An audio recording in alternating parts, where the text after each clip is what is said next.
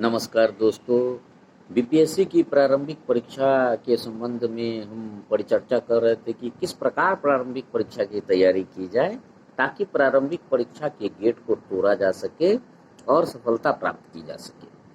तो पूर्व के वीडियो में हमने देखा है कि हमने परिचर्चा की कि बीपीएससी की जो प्रारंभिक परीक्षा है उसके लिए पिछले वर्ष के में जो बीपीएससी के द्वारा प्रश्न पूछे गए हैं उसका गहराई से विश्लेषण करना चाहिए और यह देखना चाहिए कि प्रश्न किन किन भागों से आए हुए हैं।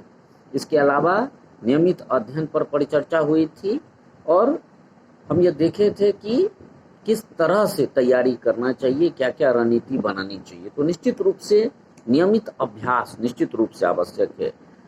इसके अलावा है कि सेट प्रैक्टिस करना चाहिए। सेट प्रैक्टिस एक महत्वपूर्ण कार्य है बीपीएससी के लिए।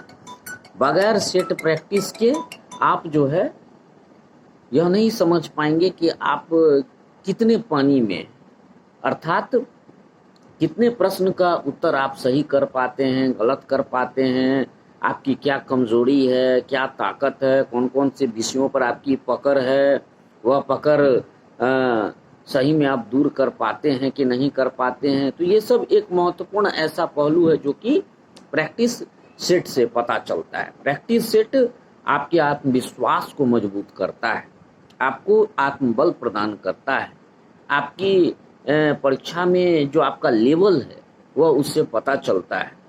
और इसके अलावा हम देखते हैं कि करेंट अफेयर्स की तैयारी भी एक महत्वपूर्ण चीज है। करेंट अफेयर्स से 25 से 30 प्रश्न बीपीएससी की प्रारंभिक परीक्षा में पूछे जाते हैं।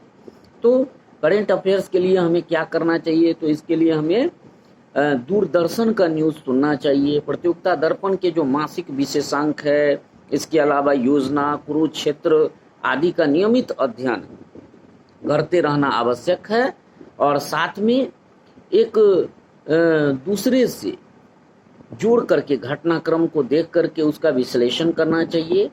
देश, राज्य और विश्व में जो घटनाएं अभी हो रही है, जो नई घटनाएं हैं, जो अर्थव्यवस्था के संबंध में सरकार के द्वारा जो नीतिगत उपाय किए गए हैं, जो दिशा निर्देश दिए गए हैं, उन सबों का अध्ययन आवश्यक है।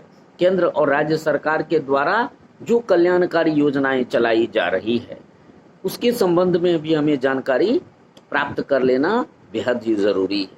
इसके अलावा